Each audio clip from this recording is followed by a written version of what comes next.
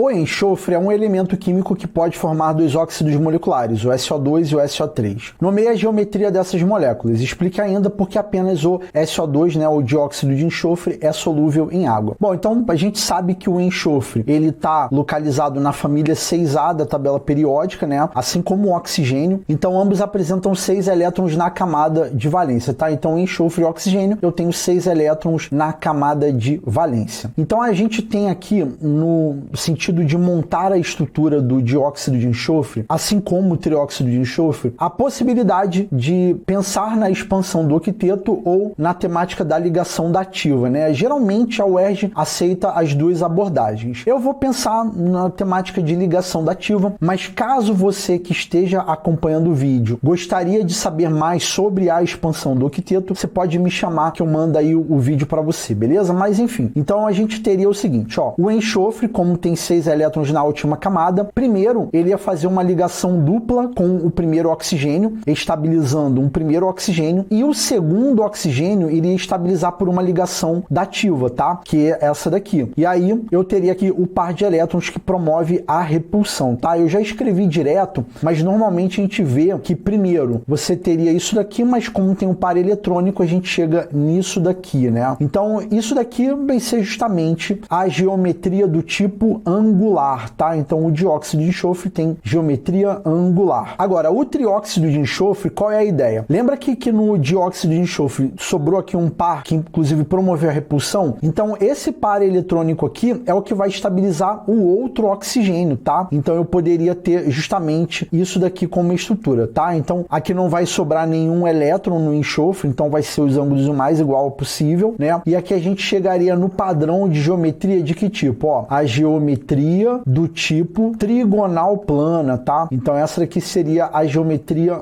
molecular do trióxido de enxofre. Beleza, então o nome da geometria já foi. Então a resposta não precisava colocar a estrutura não, tá, gente? Ele só quer o nome da geometria. Então você dizer que o dióxido de enxofre é a geometria angular e o trióxido de enxofre é a geometria trigonal plana. E aí depois ele pede para explicar ainda por que apenas o dióxido de enxofre é solúvel em água. Galera, primeiro ponto, né? A gente sabe que a água também tem geometria do tipo angular, né? Esses elétrons aqui promovem a repulsão e é uma molécula polarizada. Agora, por que apenas o dióxido de enxofre é solúvel em água? Porque no dióxido de enxofre, como a gente tem uma molécula de geometria angular e toda molécula de geometria angular, ela é polarizada, tá, gente? É toda ela. Enquanto o trióxido de enxofre, todos os vetores se anulam, a gente tem uma molécula apolar. Então, por que apenas o dióxido de enxofre é solúvel em água? Então, a resposta você deveria falar que, como a água é polar, o dióxido de enxofre é polar, então ele vai conseguir se solubilizar em água, enquanto o trióxido de enxofre não consegue porque é apolar, tá? Então, basicamente, essa seria a construção da resposta de número 3, beleza? Bom, então a gente acabou de encerrar aí essa questão de número 3.